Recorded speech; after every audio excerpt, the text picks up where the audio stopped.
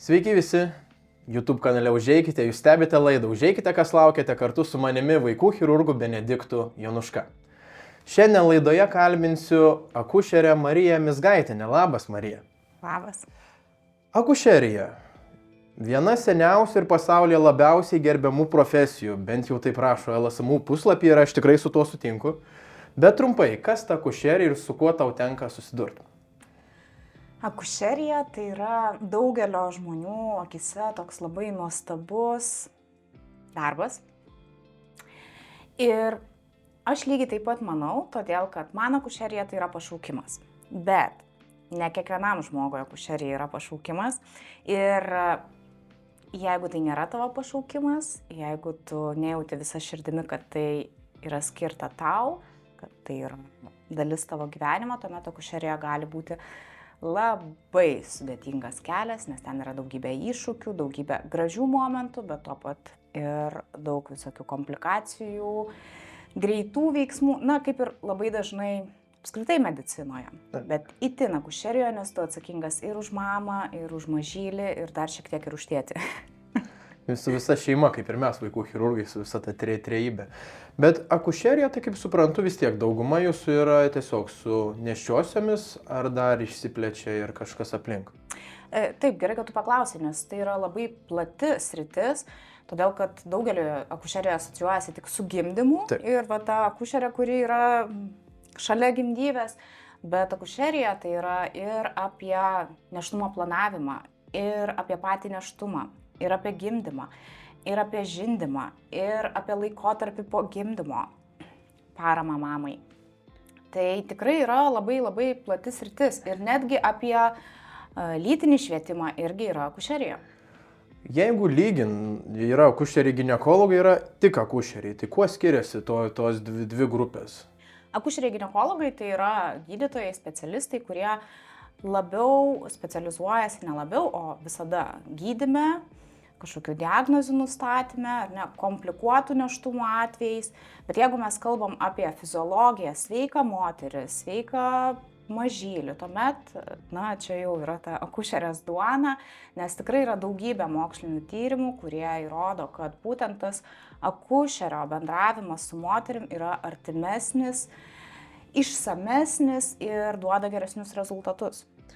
Supratau, tai apie tai dar vis tiek pašnekėsim, bet aš esu prisirinkęs daug mitų apie akušeriją būtent ir norėsiu, kad tu arba paneigtum, arba patvirtintum juos.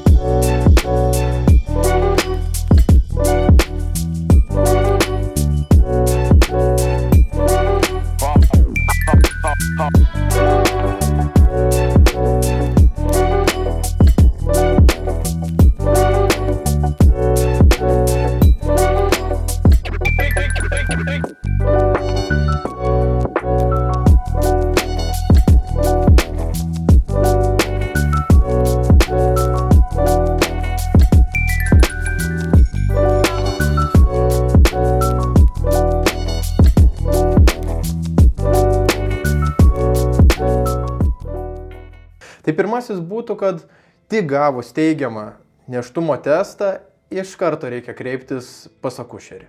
Tiesa ar mitas? Žinai, labai dažnai tik gavus teigiamą nėštumo testą, moteris kreipiasi į mane socialiniuose tinkluose. Ir dar kartais sako, žiūrėkit, yra teigiamas nėštumo testas, tai čia gali būti, kad aš laukiuosi. Bet grįžtant prie to, kad pamačius tą teigiamą nėštumo testą, ar kreiptis į mane socialiniuose tinkluose, ar lėkti pas gydytoją akušerį ginekologą, tai nereikėtų daryti nei to, nei to. Kodėl? Aš tikrai džiaugiuosi, kad tu uždavei šitą klausimą, nes tai yra labai aktualu. Todėl, kad kai mes pamatom teigiamą nėštumo testą, vėluojant menstruacijoms, tai yra iš principo nėštumo trukmė maždaug 4 savaitės. Ir kai yra 4 nėštumo savaitės, moteris ateina pas gydytoją akušerį ginekologą, sako, va, pamačiau teigiamą nėštumo testą, gydytojas atlieka ultragarsinį tyrimą ir ką pamato? Puslytė. Gali nebūti tenais dar ir normalu, kad nebus širdies plakimo. Tada jisai sako, ateikit po savaitės, nes yra 2 variantai. Arba tai yra nesivystantis nėštumas, arba po 2 savaičių, gal po savaitės ankstoko, mes kažką pamatysim. Ir tas 2 savaitės moteris gyvena forumuose, čatuose, prisiskaito visokiausių istorijų. Nuo viskas buvo gerai iki aš persileidau, nes buvo nesivystantis nėštumas. Kam? To visai nereikia skubėti, nebent yra tam tikros situacijos, jeigu moteris praeitie turėjo negimdinį nėštumą. Tai gali būti tokia rizika, kad ir vėl gali kartotis, tai dėl to tiesiog, kad pamatyti, kurioje vietoje, ar iš tikrųjų tas nėštumas yra gimdoje, ar jisai yra kažkur ne vietoje. Bet iš principo tikrai skubėti nereikia. Bet tikrai reikia nepamiršti, kad labai svarbu apsilankyti pas gydytoją ir atlikti ultragarsinį tyrimą nuo 11 nėštumo savaitės iki 13 savaitės plus 6 dienos. Tai yra labai svarbus tyrimas, kurį reikia atlikti. Kodėl būtent tai yra svarbu? Tai yra 1 nėštumo trimestro ultragarsinis tyrimas, tai jo metu galima nustatyti vaisių skaičių, tam tikros raidos sutrikimus, jie yra ar nėra, ne visus be abejo, bet iš principo apskritai pamatyti, ar gerai vaikelis auga, nėštumo trukmei patvirtinti, labai daug iš tikrųjų tų dalykų yra, kurie yra labai svarbus ir dėl to tas pirmasis ultragarsinis tyrimas yra labai svarbus. Aišku, kad moteris ateina anksčiau negu iki to jau pirmojo svarbaus ultragarsinio tyrimo, ateina anksčiau ir tai yra ok, bet vėlgi mano rekomendacija, jeigu esate sveika moteris, tikrai bent iki 7 nėštumo savaitės tikrai nereikėtų lėkti. Marija, paminėjai 11-13 savaitę, tai būtent echoskopija. Ar yra dar kažkokių žymų, kažkokių kertinių taškų nėštumo metu, kai jau reiktų nepamiršti ar kreiptis, ar kažkokį tyrimą atlikti, ar dar kažką? Yra dar ir 18-20 nėštumo savaitė, irgi labai svarbi, tai yra 2 nėštumo trimestro ultragarsinis tyrimas, kuris irgi yra labai svarbus, jau tuomet mažylis būna ūgtelėjęs, jau galima daugiau duomenų gauti apie jo vystymąsi ir raidą, tai jisai irgi yra labai svarbus. Tai šitie 2 pagrindiniai ultragarsiniai tyrimai yra tikrai labai svarbus. Vėliau tai yra taip pat labai svarbu, apsilankymai, tyrimai ir visa tai, tarp kitko, moteris tokį lifehacką pasakysiu, kai moteris gauna nešiosios kortelę, apsilankiusi 1 kartą pas gydytoją, jinai 2 vizito metu įprastai gauna tą nešiosios kortelę, tai jos priekyje yra tokia lentelė, metodika, kur viskas surašyta, kada, kokią savaitę, kas turi būti atlikta. Ir labai džiugu, kai moteris pačios pasidomi, pasigilina ir viskom būna medicinoje. Tu puikiai žinai, tai kažką praleidom ir jeigu moteris, toks dvigubas tikrinimas, tai jeigu moteris pati pasižiūri, kad man šią savaitę nuo ten 12 iki 13 turėjo būti atliktas šlapimo tyrimas, ir jinai ateina pas gydytoją, sako, žiūrėkit, man nebuvo atliktas. Aišku, kad dažniausiai tikrai mes, medikai, nepamirštam, bet visko būna. Minėjai žinutes, čia šiek tiek iš temos išeinat. Kaip atrašai tokioms, kur stresas, gavau 2 juosteles, ką daryt, kaip daryt, vis tiek kažkokį gražų atsakymą turi tikriausiai. Tai žinoma, tylūs sveikinimai. Įprastai tai būna tokie iš tiesų tylūs sveikinimai, nes tikrai visko būna, arba tiesiog rašau, kad mano sveikinimai, tai jeigu dar nepradėjote vartoti folio rūgšties, būtinai įtraukite ir jeigu bus kažkokių klausimų, rašykit. Nes aš įsivaizduoju vis tiek, kad tiek aš, tiek tu daug žinučių gaunami socialinius tinklus, vis tiek tu esi tikriausiai populiariausia akušerė Instagrame. Bet kalbant apie tuos pačius socialinius tinklus, kiek užtrunka, kol tu atrašai tas žinutes? Vis tiek jų gauni daugybę ir aš manau įvairiausių, ar yra kažkoks filtras, kaip tu filtruoji, ar vienus atrašai, kitus ne. Ar tiesiog, jeigu visiems tą patį atrašai tą dieną, man labai įdomu tą išgirsti iš pašnekovų, kurie turi socialinius tinklus.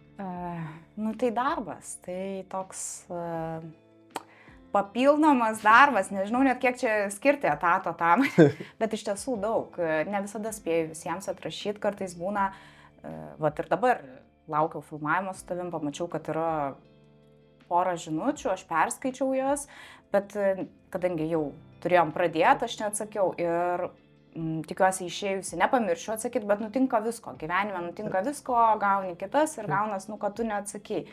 Kartais nepavyksta atsakyti ir tada dar ir gaunu velnių, kad neatsakiau, nes, matau, kad jūs čia, matau, kad sino, man neatsakė, tai tada šiek tiek toks, nežinau ar natūraliai, bet man kyla toks, kad, bet taigi aš žmogus, taigi aš ne robotas, supraskit.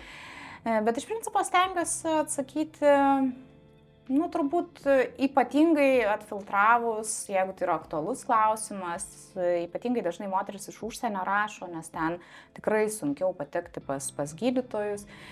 Kartais su šypsena į tokias žinutes atsakau arba tiesiog šypsenėlę nusiunčiu, kai parašo, kad teigiamą nėštumo testą man atsiunčia, tai sveikinu šypsenėlę. Iš principo labai dažnai reikia neįmanoma pakonsultuoti ir iš tiesų reikia daugybės tyrimų, bet tada tiesiog patariu, kad kreipkitės į vieną ar kitą specialistą ir dėja, negaliu jums padėti šiuo metu. Kokių keisčiausių žinučių esi gavusi? Nes vis tiek akušerė tokia jautri vieta, aš galvoju, ir tų tokių žinučių galėjo būti įvairiausių. Aš vienu metu buvau pradėjusi rinktis ir tokį folderį turėjau, perliukai buvau pavadinus, perliukai, žodžiu. Paskui kažkaip ištrynė tas folderis ir, taip man gaila buvo, bet, viskas, kas nutinka, ne šiaip savo nutinka. Keisčiausių, tai iš tokių klausimų, pavyzdžiui, ar analinių santykių metu galima pastoti. Ir tada, galvoju, gal vaikai žaidžia, ir įlendu į profilį. Ir suprantu, kad čia nefeikinė paskyra, tai yra gyva moteris. Tai tokie įdomus, bet ką tai parodo, kad nors ir juokingai man iš pradžių pasirodė, bet iš kitos pusės tai parodo, kad yra, žmonės to tiki, kad įmanoma ne tik tai, reiškia, taip pastoti ar ne kitaip. Galima ten daugiau būdų yra, ne tik dirbtinis apvaisinimas ir tas tradiciniai vaginaliniai lytiniai santykiai.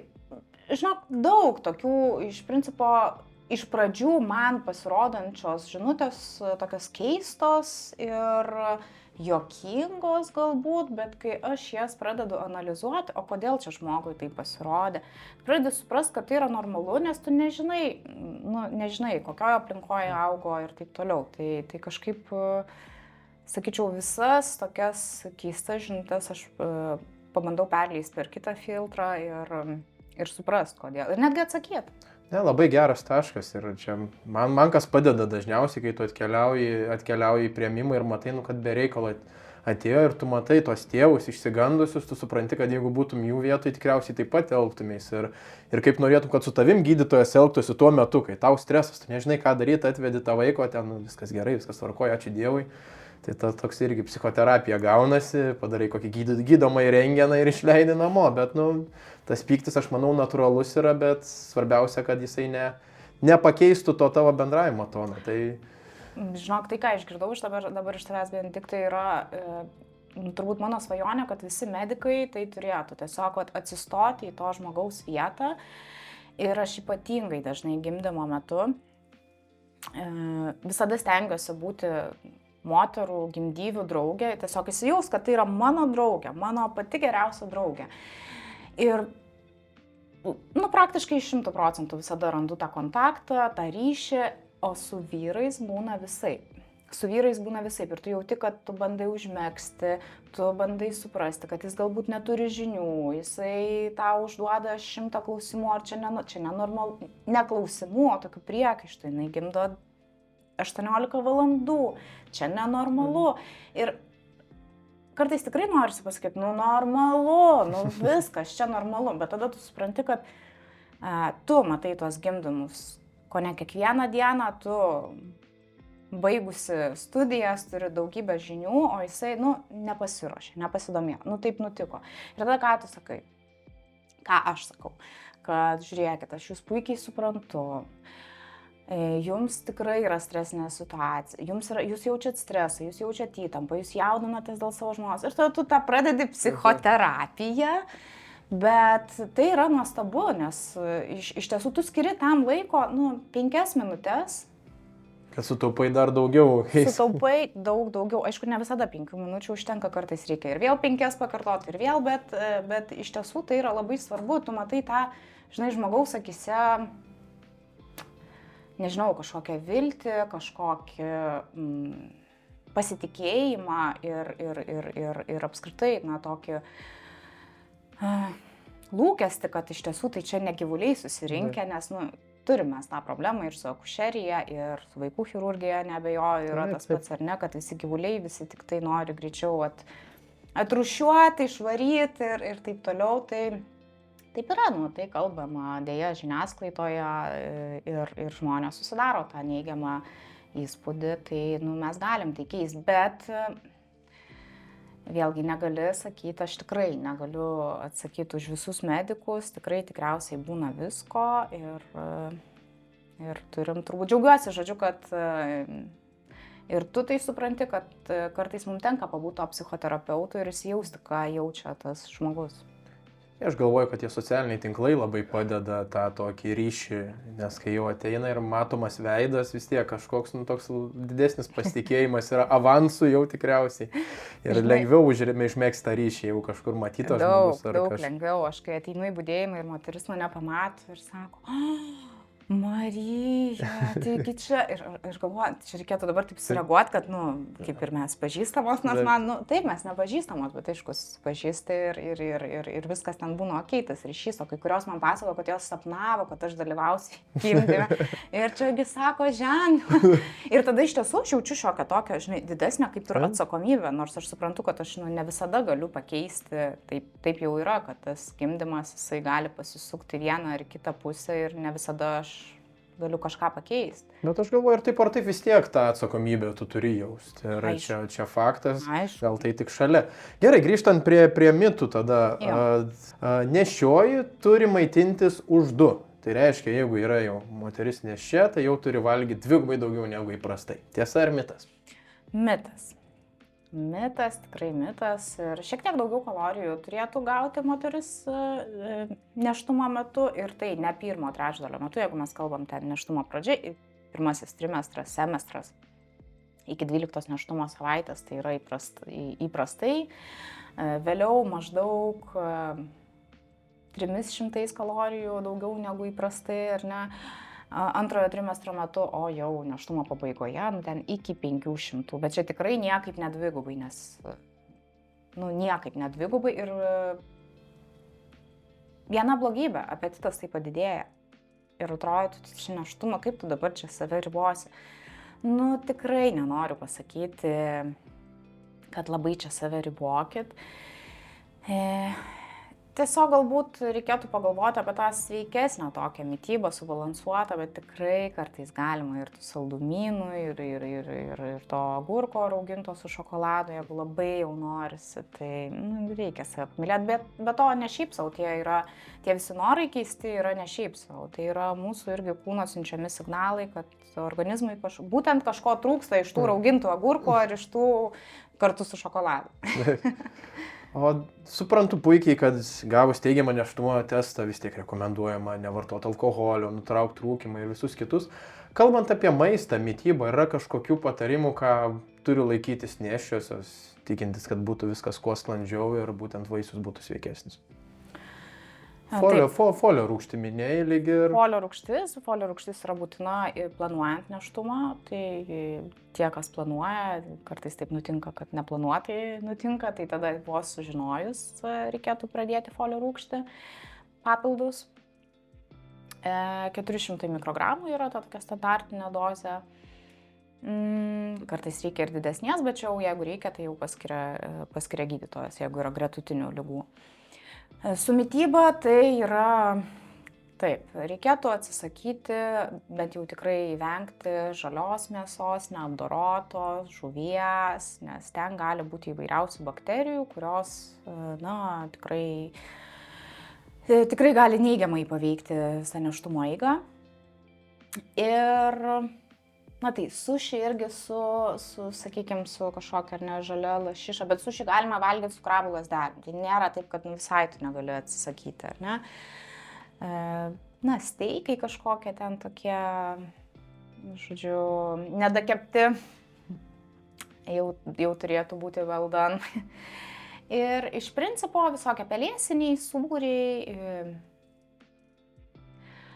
kas čia dar, kofeino, vėlgi čia iškyla didžiulis klausimas, ką daryti, nes labai norisi, jeigu aš vartojau, tai iš tiesų tas vienas puodelis tikrai nepridarys didelės žalos, bet reikėtų žiūrėti, jeigu jūs plus prie to vieno kavos puodelio dar suvalgot plyto šokolado, žalios arbatos porą puodelių, ar netgi juodos, kur irgi yra kofeino, ten ar mačios užsipilam ant viršaus, tai jau yra tikrai nemaža dozė, tai reikėtų, žodžiu, apsiriboti.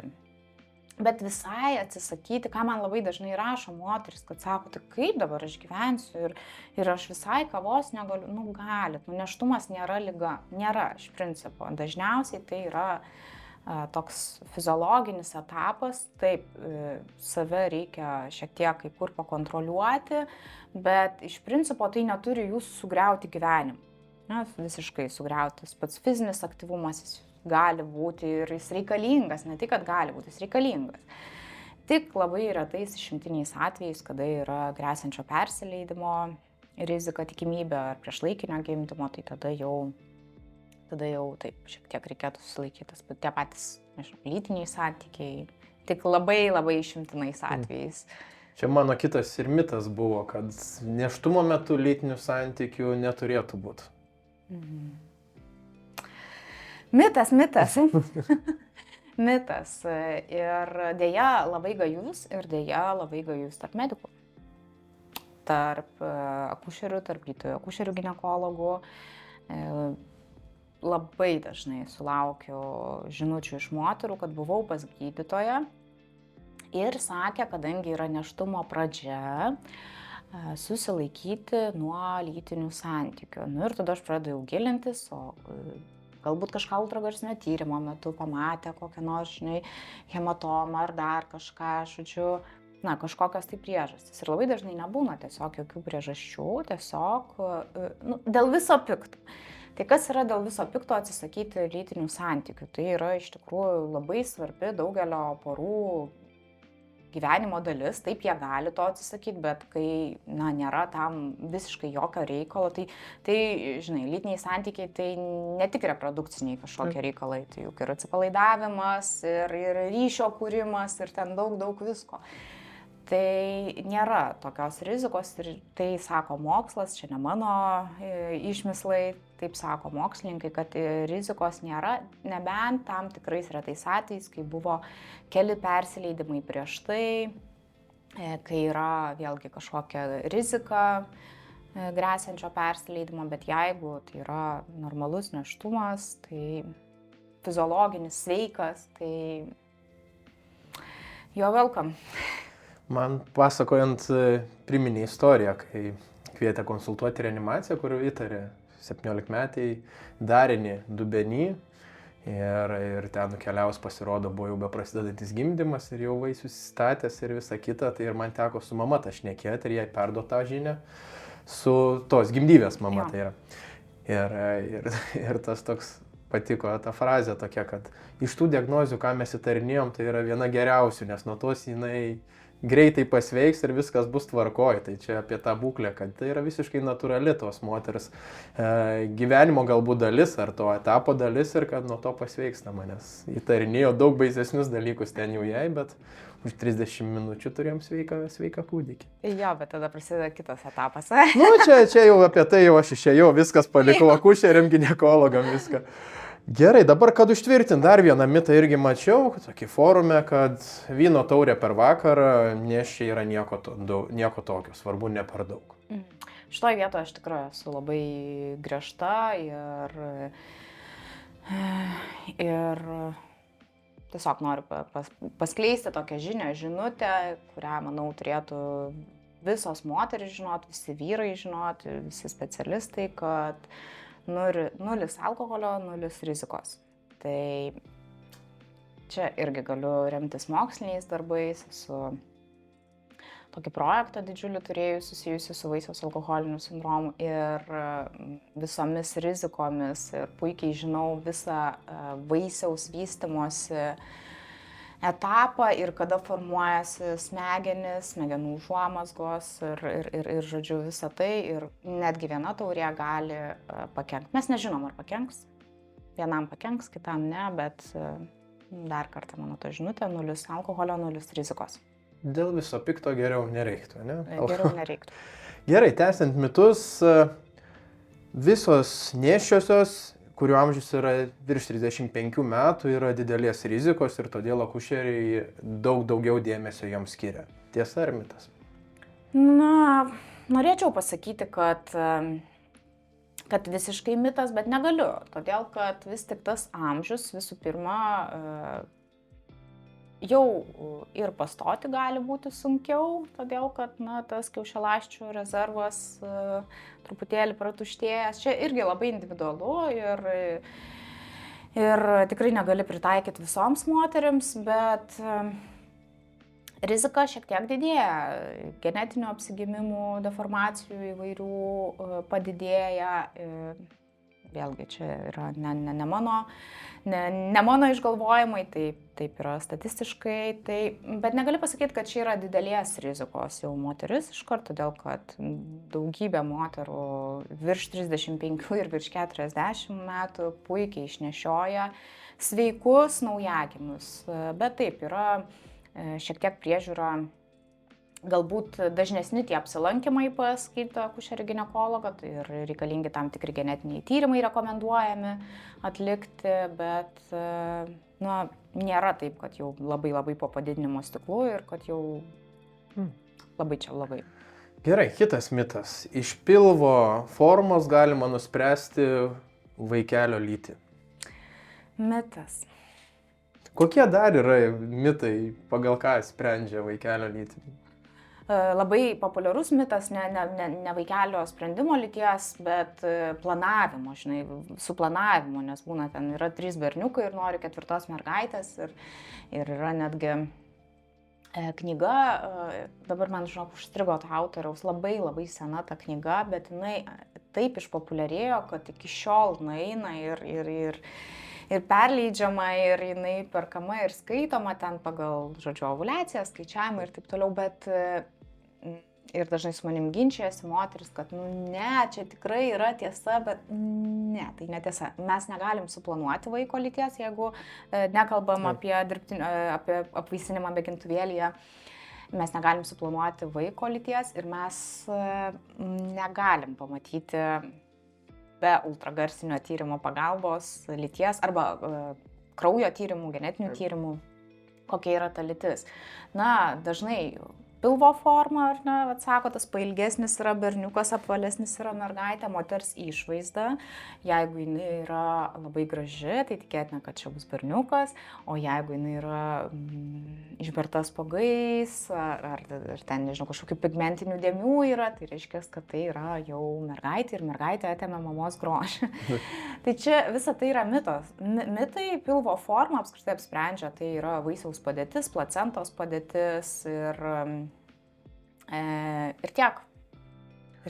Kokių dar populiarių mitų galėtum pasakyti? Nes man yra pasakojus, mano amžinatilsį baba, mes su mano žmona buvom apsilankę, kai jinai buvo nešė ir jinai pradėjo viską pasakoti. Jis sako, tu nežiūrėk į ugnį, kad negimtų vaikas su raudonom dėmėm.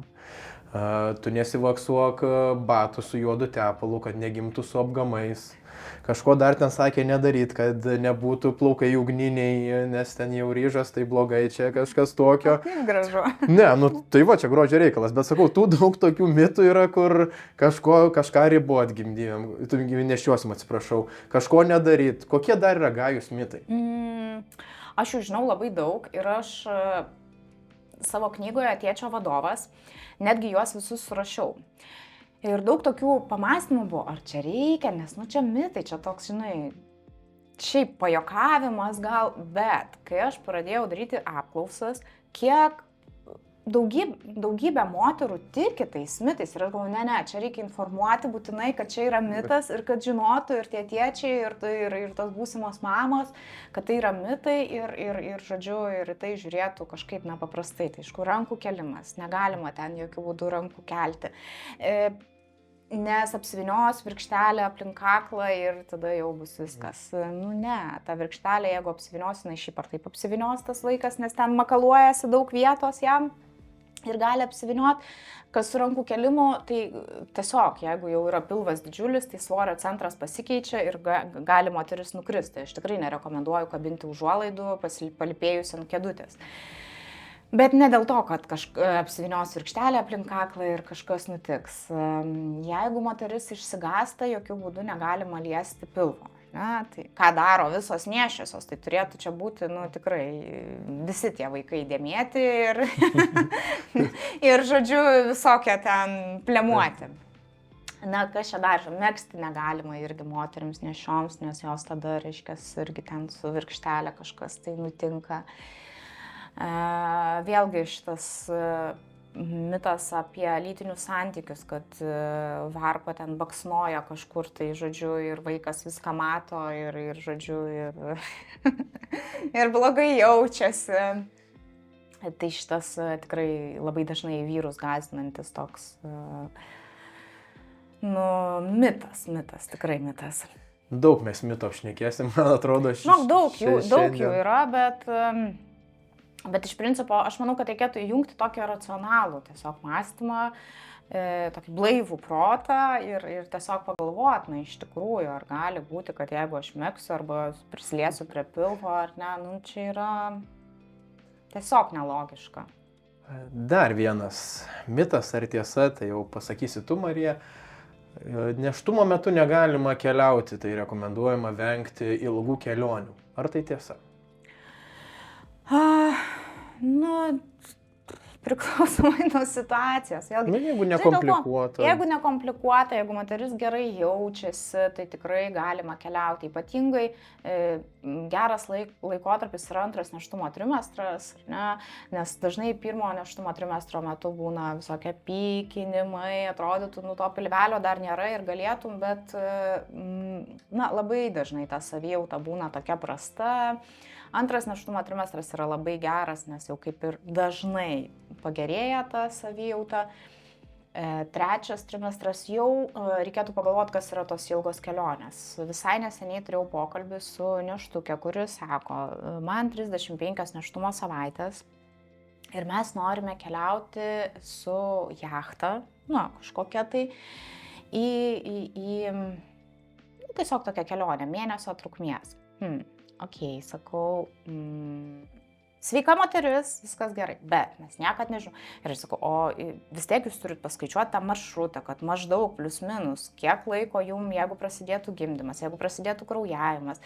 Tai jeigu tu keliauji ir žinai, kad, nu nežinau, ne į Zimbabvę kažkur, kur tu gausi tą pagalbą, jeigu tau jos reikės, ar prasidėtų gimdymas, tai viskas yra ok.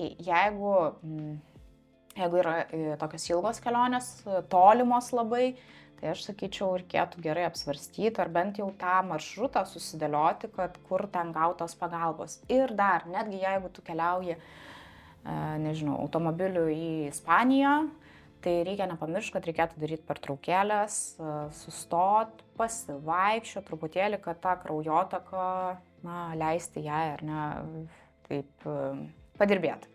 Gal čia svajonė yra kruizė pagimdyti ir duoti vardą kruizo vardu dar kažko. Žinai, aš kaip akušerė iškart matau tą situaciją, dėja matau tą situaciją procentaliai taip, kad pirmą kartą moteris, gimdymas prasidėjo, gražiai ir sklandžiai pagimdė, nenukraujavo po to, neužkraujavo ir taip toliau, nu, nesakysiu kiek procentų, kad neišgąsdint, bet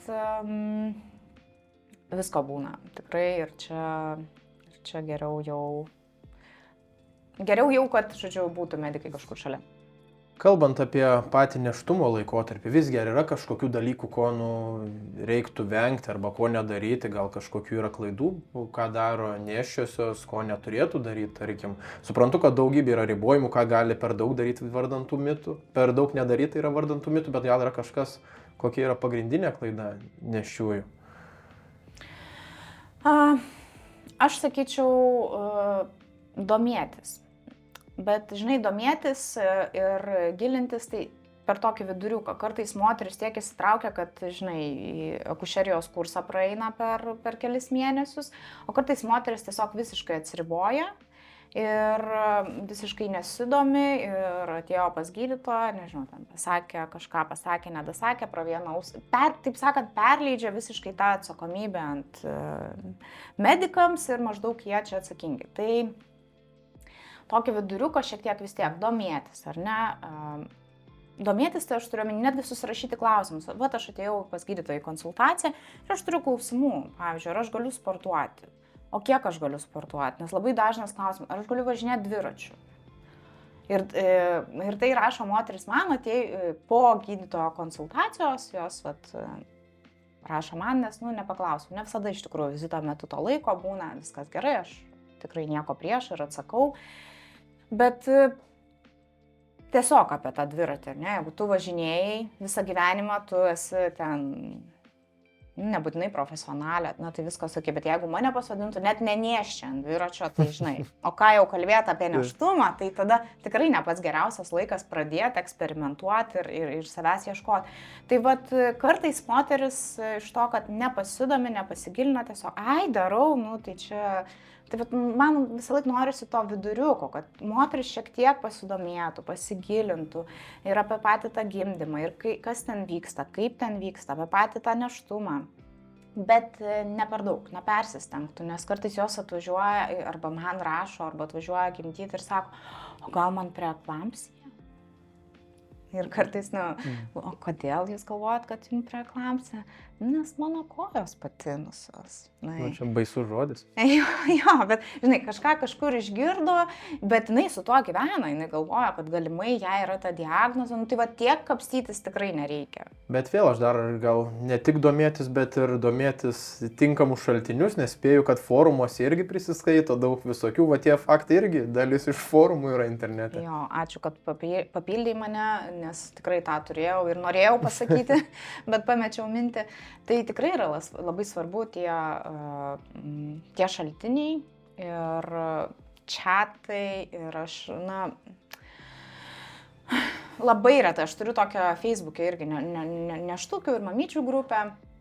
Ten vyksta diskusijos, aš jau ten nelabai lendu, turiu administratorių, bet vieną kartą buvau tikrai taip labai įsitraukus, nes viena mama rašo, kad man ultragarsinio tyrimo metu nustatė, kad yra per mažai vaisiaus vandenų. Ir tada kita sako, tai tu ger daugiau vandens.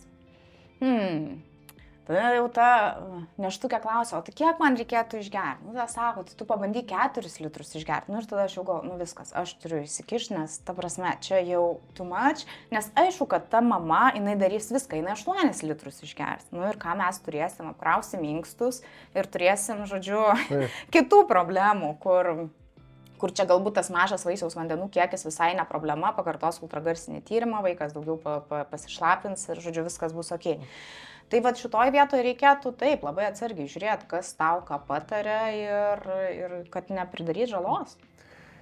Ir kitas dar, baigiant ties tais mitais, labai daug tokių mitų yra apie patį pastojimą. Kad, tarkim, mylintis per mėnesinės arba mylintis pirty, nepastojama. Kokių dar yra tokių mitų, gajų, kurie yra dar ir taikomi šiom dienom? Nes mokykloje yra sakydavo ten vyresnėliai. Čia pirty reikia mylėtis, tai tikrai nepastos, viskas bus tvarkoj. Bet kaip yra iš tiesų? Ne, taip nėra. Taip, karštyje tie spermatozoidai, ar ne, tas ir jų judrumas šiek tiek gali sumažėti, bet šiek tiek. Jie lygiai taip pat sėkmingai gali apvaisinti, menstruacijos, vėlgi taip tikimybė yra mažesnė, bet jinai vis tiek išlieka menstruacijų metu pastoti, nes mes žinom, kad spermatozoidai gali būti gyvybingi iki 5 parų. Ir jeigu ciklas bus trumpas, ovuliacija vyks anksti, tai labai sėkmingai. Ir tikrai yra daugybė istorijų, daugybė pavyzdžių. Kitas momentas, žindant negalima pastoti. Ir kai mane pradeda kritikuoti ir man moteris sakyti, kad negalima, tai kaip, juk menstruacijų tai nėra, kai žindai. Aš galvoju, žiūrėkit, o iš kur tada pametinukai? Jūs man paaiškinkit tada, iš kur yra pametinukai, jeigu ir tikrai tos moteris dažnai žindo. Tai vad žindant irgi galima pastoti, bet čia galbūt reikėtų, nežinau, gal nestabtelsim, toks metodas yra laktacinė amenorėja, bet reikia išlaikyti visus ten nurodytus komponentus, ką reikėtų daryti, kaip dažnai turi žysti mažylis ir negauti papildomą primaitinimo ir taip toliau. Ir apskritai prisimint, kad ovuliacija tai yra pirminė. Iš pradžių ovuliacija, tada menstruacijos. Tai gali būti, kad jūs 9 mėnesius neturit menstruacijų, bet buvo ovuliacija ir jūs labai sėkmingai jos metu pastojat. Ir būtų buvusios menstruacijos, bet jų nebus, nes yra nėštumas. Apie seksologiją dar šiek tiek norėčiau, vis daugiau tu domiesi ir vis daugiau savo socialinėse tinkluose apie tai kalbi. Man tenka išgirsti vairiausių apibūdinimų, nes dažnai man konsultuoju kaip vaikų urologas ir būna, kad drakoniukas, peliukas, pelytė, pas mergaitės nežinau, ką yra tekę girdėti, kriauklytė, midija, lizdelis, man atrodo. Kokių yra tokių pavadinimų, vulvos būtent ir penio, ką yra tekę tau girdėti, nes aš tikiu, kad ir suaugę taip vadina tikriausiai tos daiktus. Daugybė. Pipiriukas labai kažkaip tai dažnas, žinai, pipiriukas. Man visą laiką, žinai, kadangi aš seksologiją domiuosi, aišku, ir tai yra, įeina ir vaikų lytinis švietimas, bet man visą laiką toks būna, žinai, tie vyrai su pipiriukais ir tos mergaitės su gėlytėm ar žodžiu, ten kriauklytėm užauga ir tada aš tiesiog, man labai sunku tiem žmonėms iš tiesų, žinai, persiorientuoti ir įvardinti, kas ten yra. Bet jeigu mes kalbam apie vaikus, su kuo tu ir susiduri, tai prieš kelis metus aš dalinausi, prieš porą gal metų, tokį postą buvau parašius apie tikrą istoriją, kuri nutiko Kanadoje, kur mergaitės lytiniai organai buvo vadinami sausainiuku. Nežinau, gal tu girdėjęs tą istoriją ir žodžiu, ir mergaitė skųsdavosi, pasakodavo, kad savo auklėtojai, kad dėdė valgo mano sausainiuką, į ką auklėtoja sakė, kad geros mergaitės dalinasi. Na ir kai po kelių metų paaiškėjo, išlindo, kai jau mama ten įtarė, žodžiu, pamačiusi nubrosinimus, kai šita visa situacija iškilo į viešumą,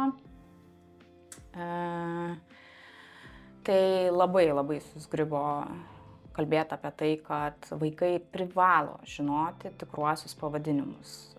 Dėl savisaugos buvo didžiulis tyrimas atliktas kalėjime, kur buvo tiriami pedofilai ir buvo labai aiškiai iškomunikuota, įrodyta, kad jie niekada nesiartins prie vaiko, jeigu jisai puikiai žino genitalijų pavadinimus. Kodėl? Todėl, kad tai reiškia, kad tėvam tai nėra tabu, kad jie apie tai kalba su vaiku ir tai tiesiog taip mes galime bent kažkiek apsaugoti vaikus nuo seksualinės prievartos. Čia labai gera žinutė ir kad vaikai daug rečiau yra seksualiai išnaudojami, o tas pasaulyje vyksta ir ta pati Lietuva nėra kažkoks bananų kraštas ir su tuo tenka susidurti. Tai čia liūdnesnė tokia tema, bet tą palikim gal kitom laidom. Ne, bet aš, žinai, dar noriu vis tik pasakyti, kad nereikia taip, žinai, kad gimė vaikas ir tu keiti sauskelnes ir dabar sakai, žinai, čia yra varpa tavo, dabar mes prausim ten tavo vulvą. Vadinkit jūs to peliuku, bet į tarpus vaikas turi girdėti, ne tai, kad į tarpus jis turi žinoti ir tikruosius pavadinimus, ir žodžiu, ir tuos mažybinius, nežinau, ir ilgainiui, jam augant, na, jau maždaug 5-6 metų, nežinau kaip kam, jie patys turėtų mokėti apsiprausti ir taip toliau, tai jisai jau turėtų tikrai tas vaikas sakyti ir žinoti tuos tikruosius pavadinimus. O toliau vis tiek mokykla, darželis, ten visko girdės, bet jis tiesiog turi žinoti tuos pavadinimus. Bet kita vertus, lyg ir tu šnekėjai savo Instagram'e, kad ir ateityje kyla, kad tam tikri iššūkiai iš to, kad nemokėjimo įvardinti tiesiog savo organų, kai tu būtent apie seksualinį gyvenimą, kalbė apie lytinį gyvenimą su savo partneriu, vis tiek ir tuomet problemų gali kilt, kad, kur ta gėlytė, kur ta midija, kai tu kažko nori paprašyti ar galų gale pasakyti savo poreikius. Ir gali, ir kyla, ir tai labai priklauso nuo to, koks tavo partneris, jeigu jisai bus tas, kuris sakys, žiūrėk, aha, tavo čia gėlytė, bet žiūrėk, to gėlytė, kas tau labiau patiktų. Bet jeigu jie du tokie susitinka, vienas su peliuku, kitas su midija, tai labai sudėtinga. Aš tikrai puikiai matau, man moteris rašo į socialinius tinklus, kur aš nematau jų, tai nėra, ar ne, tiesiog man ten, žinot, man ten nešti. Kas tas ten? Tai yra nuo kirkšnis, žinai, viduj makštis, išorėje lytinės lūpos ir tada tu turi pradėti, žinai, tas ten. Ir kartais buvo čia toks momentas mano, kur aš prašydavau, gal galit konkrečiai įvardinti, na, ten, kaip ir tam, kad man nereikėtų išvardinti, bet kad moteris pati įvardintų ir vis tiek, tai ten, tarp kojų, ten. Ir tada tu supranti, kad čia yra suaugęs žmogus tiesiog be tinkamo lytinio švietimo. Ir tai yra sudėtinga ne tik su partneriu, bet ir su medikais. Ne? Apie lytinį švietimą paminėjai, kokia tavo nuomonė, ar to reikia mokyklose, dabar kontroversiškai apie tai šnekėt, bet gydytojų bendruomenė gana aiškią poziciją turi, tai jau kokia tavo pozicija būtų? Aš tai prie tos gydytojų pozicijos labai aiškios. Aš turiu dukrą, kuriai yra 8 metai. Ir mano dukra tikrai žino, iš kur atsiranda vaikai, tikrai žino, kur pas ją yra klitoris, kur yra makštis, kokią funkciją atlieka. Taip, galbūt apie klitorį tiek mes dar nesiplėtėm, ar ne, kad ten malonumas ir taip toliau, nes nėra dar tam poreikio. Ir jinai tiek neklausinėjo, bet, žodžiu, visą tą anatomiją jinai puikiai žino. Ir aš tuo labai džiaugiuosi. Kai jinai buvo prieš 2 metus, kai jinai buvo prieš mokykliniai klasiai, aš buvau pakviesta į darželį, nes tai buvo prieš mokyklinę grupę darželyje ir buvo man pasakyta, kad jinai užsiema švietėjišką veiklą ir visiems pasakoja, kad čia yra ne pimpaliukas, o čia yra varpa ir čia yra ne putytė. O čia yra, žodžiu, ir aš tada, mano pirmas klausimas buvo, o tai kaip jūs dabar, ką jūs man siūlo dabar padaryti? Vaikai kalba ir aš tai džiaugiuosi, kad jinai, ką man jai dabar pasakyti, kad ne, pimpaliukas yra pimpaliukas ir jau... Ne pas visus yra varpa. Jo, ne pas visus, kaip, tai... Ir aš tada atsimenu po to pokalbio, taip gražiai mes pakalbėjom, sakau, aš nežinau, ką jums pasakyti, nes aš taip auklėju savo vaiką ir aš džiaugiuosi, kad jinai tai žino. Neturiu jai ką pasakyti ir aš atsimenu, aš jau ir aš galvoju, aš tikrai džiaugiuosi, aš net šiek tiek didžiuoju savimi, nes yra toks mano ir žodžiu, ir jos tėčio indėlis, aišku, bet aš manau, kad taip ir turėtų būti. Ir taip jinai žino, jinai puikiai supranta, nes vieni vaikai tai vadina pimpaliuku bet nežinai, dar sugeba jos, kadangi tokia lyderė, tai jos pataiso ir sako, žinau, kad čia yra, Tai aš manau, kad turi vaikai, bet čia ne tik apie pavadinimus, čia apskritai apie tas lytiškumo ugdymas, jis yra taip tam tikrais amžiaus tarpsniais, jisai skiriasi, bet jis yra būtinas. Užtenka, mes esam ta karta, kuri užaugo be to.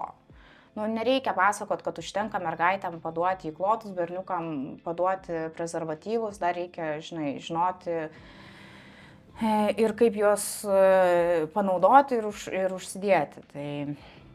Ir daugybė kitų dalykų. Ir aišku, kad ne 8 metų vaikams, tai niekas to ir nesiūlo. Tai vat, nežinau, čia toks, gal netinkamai buvo iškomunikuota šita visa programa. Bet aš ją skaičiau, man niekas neužkliuvo, man irgi. Man viskas patiko. Aš čia prisiminiau istoriją, kad buvo gal man 6-7 ir mes gyvenom ten prie tokios aikštelės, kur vykdavo susibūrimai, ten vietiniai visi suvažiuodavo ir privažiavo du jau tokie suaugę, 18-mečiai, 19-mečiai su mašina ir ant mašinos gal 2 balionėliai tokie. Ir aš paprašiau tų balionėlių, man jie nedavė ir kaip aš supykau ant jų, jau tėvam aiškintis ir aš tik už 3-4 metų supratau, kad ten buvo ne balionėliai, ten buvo tiesiog prezervatyvai, nes buvo to vaikino pirmas kartas ir jisai juos prisipūtė ir pasikabino ant mašinos, važinėjo per visą miestą. Tai va, tai aš galvoju, čia lytinis švietimas padėtų tikriausiai, kad viskas ten aišku su tuo, galbūt taip daryti ir nereikia ir nebūtų tas toks pirmas kartas toks su fanfaru. Kodėl? Jis norėjo, kas čia blogo. Bet o ką, merzint vaikus dabar su tais balionėliais dideliais, o kas ten viduje, tai kitas klausimas. Žinai, kai tau 18, tai čia tikrai atleisim. Jeigu aš teta važiuočiau, žinai, ten 30 virš su pripūstais balionėliais, tai jau atrodytų keistai. Bet aš dar turiu nuoskaudą dar, kad nepasidalino to su manim. Bet tu paskui kažkada įsigijai pats tai. Teko jau. Paskutinis klausimas šiandien būtų apie tavo socialinę veiklą. Labai džiaugiuosi, kad dalinies ir šiaip sveikinu visus medikus, kurie eina į tą socialinę erdvę, nes reikia būti arčiau pacientų. Šita ir laida yra tam, kad gydytojai būtų arčiau ir perteiktų tas žinutes, kurios kartais atrodo mums viskas aišku, bet jiem ten kyla milijonas klausimų. Tai. Labai dėl to džiaugiuosi. Ir norėjau klausti apie patarimą planuojantiem arba besilaukiančioms, bet kaip ir man atrodo sakėm prieš tai, kad tai yra domėtis. Tai galbūt galėtum dar truputį išsiplėsti apie tą domėtis. Man atrodo, esi parašius ir ne vieną knygą ir lyg ir kursus turi, tai galim pasidalinti tuo ir pakviesti žmonės, nes aš visada esu už, kad kuo daugiau edukacijos būtų. Na, taip, aš išleidus nėštumo ir vaiko priežiūros vadovą kartu su kitais Lietuvos gydytojais ir kitais specialistais, bet yra tėčio vadovas, kurio išsireikalavo patys vyrai, nes sakė, reikia ir mums tos literatūros, tai labai džiaugiuosi. Turiu ir kursus, ir gimdymo pasiruošimų, ir žindymų, ir naujagimio priežiūros, pirmos pagalbos, nežinau. Visko yra daug, aš tikrai nenoriu pasakyti, kad, žinai, tik pas mane. Bet tikrai yra, kaip tu ir sakei, nemažai kolegų, kurie yra socialiniuose tinkluose ir tikrai užsitarnavę tą pasitikėjimą, ar ne, įrodė, kad jie yra nuostabūs specialistai, atjaučiantis, suprantantis. Tai tiesiog pasidomėti ir pasigilinti ir ieškoti tos informacijos, iš tokių patikimų šaltinių. Mano visa veikla tai Instagrame, Akušerė Marija, arba internetiniam puslapį sumanimama.lt. Tai ten yra labai daug edukacinių straipsnių, tikrai nemokamų, tikrai įdomių ir manau, kad drąsiai ten galiu rekomenduoti, paskaitinėti, pasidairyti. Labai ačiū tau, Marija. Daug mitų pašnekėjau, daug man klausimų atsakėjai, tikiuosi žiūrovams irgi. Tai buvo laida Užeikite, kas laukiate, kartu su manim vaikų chirurgu Benediktu Jonuška. Prenumeruokite Užeikite kanalą YouTube platformoje ir aišku, sekite Akušerę Mariją Instagram platformoje. Iki pasimatymo kitose laidose.